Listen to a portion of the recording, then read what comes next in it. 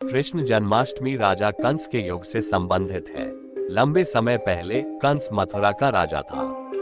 वह बहन देवकी के एक चचेरे भाई थे। वह अपनी बहन को गहरे दिल से प्यार करता था और कभी भी उसे उदास नहीं होने देता था। वह अपनी बहन की शादी में दिल से शामिल हुआ और आनंद लिया। एक बार जब वह अपनी बहन के ससुराल के घर जा रहा था, तभी उसे आकाश में छिपी आवाज से चेतावनी मिली कि कंस, जिस बहन को तुम बहुत प्यार कर रहे हो वह एक दिन तुम्हारी मृत्यु का कारण बनेगी। देवकी और वासुदेव का 8वां बच्चा तुझे मार डालेगा। जैसे ही उसे चेतावनी मिली, उसने अपने सैनिकों को अपनी बहन देवकी और उसके पति वासुदेव को कारागार में रखने के लिए आदेश दिया।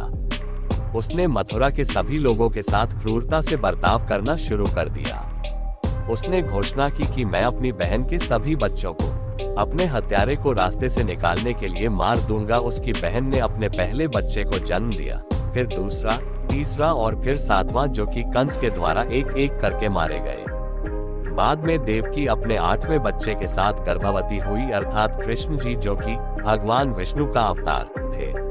भगवान कृष्ण ने द्वापर युग में मध्य रात्रि में श्रावण के महीने में अष्टमी, 8वें दिन को जन्म लिया।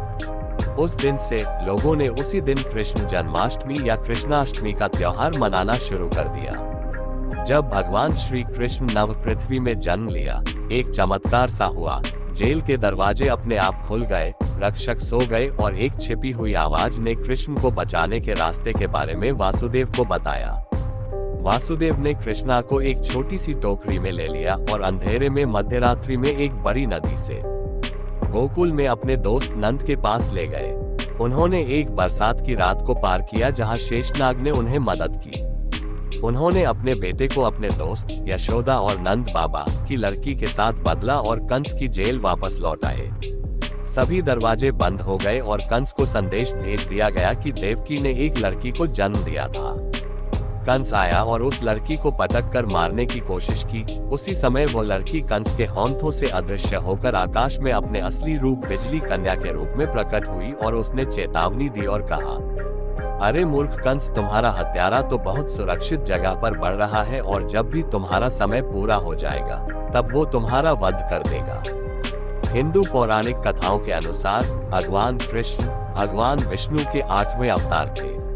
यशोदा और नंद के सुरक्षित हाथ में गोकुल में बाल कृष्ण धीरे धीरे बढ़ रहे थे। बाद में उन्होंने कंस की सभी क्रूरता को समाप्त कर दिया और कंस की जेल से अपने माता पिता को मुक्त कर दिया। कृष्ण की विभिन्न शरारती लीलाओं से गोकुलवासी बहुत खुश थे। गोकुल में रहने वाले लोग इस त्योहार को गोकुलाष्टमी के रूप में मनाते हैं। तो दोस्तों, अगर ये कहानी आपको अच्छी लगी तो वीडियो को लाइक करो और शेयर करो और कमेंट करके जरूर बताओ कि आपको कैसी लगी ये कहानी। और ऐसे ही और भी कहानियों के लिए इस चैनल को सब्सक्राइब करो। और अगर आप लोगों के पास भी कोई कहानी है और आप उसे मेरे चैनल पे बताना चाहते हैं तो कमेंट करिए, मैं आपकी कहानी इस चैनल पे बताऊंगा। मिलते हैं अगले वीडियो में।